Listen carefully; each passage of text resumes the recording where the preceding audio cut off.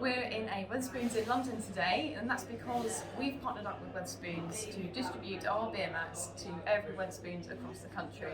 So if you go into your local Wetherspoons and you see one of these, it's got a QR code on it. Please scan that and it will take you to our petition, which is to extend the VAT cut and to include alcohol in scope. Now, Wetherspoons have cut their prices because of the VAT cut, and if this doesn't continue, then they'll have to raise their prices again. So for a cheaper pint and cheaper meal, please scan the QR code and sign our petition.